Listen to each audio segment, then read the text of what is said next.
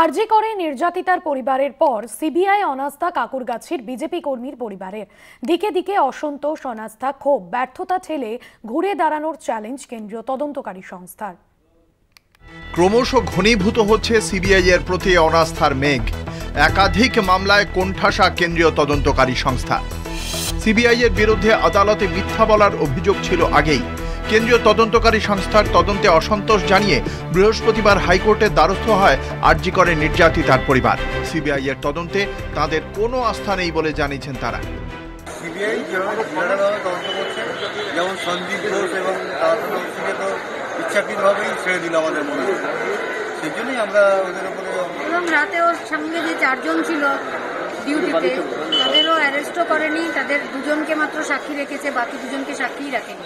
শনিবার সিবিআই এর প্রতি অনাস্থা প্রকাশ করল বেলেঘাটার অভিজিৎ সরকারের পরিবার। হাইকোর্ট বা সুপ্রিম কোর্ট যাওয়ার কথাও ভাবছেন তারা। ভোট পরবর্তী হিংসায় সিবিআইয়ের যে গাফিলতি দেখলাম আমরা, আসামিদের বেল হয়ে গেল অথচ সিবিআই কোর্টে পৌঁছলো না। 2021 সালের বিধানসভা নির্বাচনের ফল প্রকাশের দিন বিকেলেই মৃত্যু হয় অভিজিৎ সরকারের। কাঁকুরগাছির ওই বিজেপি কর্মীর বাড়িতে হামলার অভিযোগ ওঠে। ভাইকে পিটিয়ে খুন করার অভিযোগে সিবিআই তদন্ত দাবি করে পরিবার।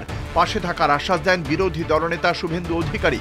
এমনকি কেন্দ্রীয় সভাপতি জেপি নাড্ডাও বেলেঘাটায় অভিজিৎ সরকারের বাড়ি যান। সব রকমের সাহায্যের প্রতিশ্রুতি দেন, কিন্তু এতদিন পরেও তদন্তে কোনো অগ্রগতি দেখতে না পেয়ে হতাশ বিজেপি কর্মীর পরিবার। সিবিআই তদন্তে অনাস্থা জানাচ্ছে। সিবিআই এর গাফিলতির বিরুদ্ধে উচ্চ আদালতে যাওয়ার সিদ্ধান্ত। এখনও তারা কিন্তু চার্জশিট সাবমিট করলো না, কিন্তু হাইকোর্টে গিয়ে তারা বলেছিল 2022 সালে যে আমরা 1 সপ্তাহের মধ্যে চার্জশিট দেবো, আজ অবধি দিল না। সুতরাং তাদের এই কাজের প্রতি আমাদের তো অনাস্থা রয়েছে। এদিকে সিবিআই তদন্তে অসন্তোষ জানিয়ে ধর্নায় বসেছেন চিকিৎসকরাও। আমরা চাই সিবিআই সঠিক বিচার করবে। এখনো তারা বলছে সাপ্লিমেন্ট চার্জশিট দেবে। তারা যদি এই সাপ্লিমেন্ট চার্জশিটে সঠিকভাবে যারা প্রমাণ লোপাট করেছে, আসল তো বিষয় প্রমাণ লোপাট। দিকে দিকে সিবিআই এর বিরুদ্ধে অসন্তোষ, অনাস্থা, ক্ষোভ। পাহাড় প্রমাণ ব্যর্থতা মুছে ঘুরে দাঁড়ানো কার্যত অসম্ভব কেন্দ্রীয় তদন্তকারী সংস্থার পক্ষে মত সংশ্লিষ্ট মহলে। কয়েকটি মামলা বাদে এ যাবৎকাল পর্যন্ত তাদের পারফরম্যান্সও সে কথাই বলে। কলকাতা টিভি।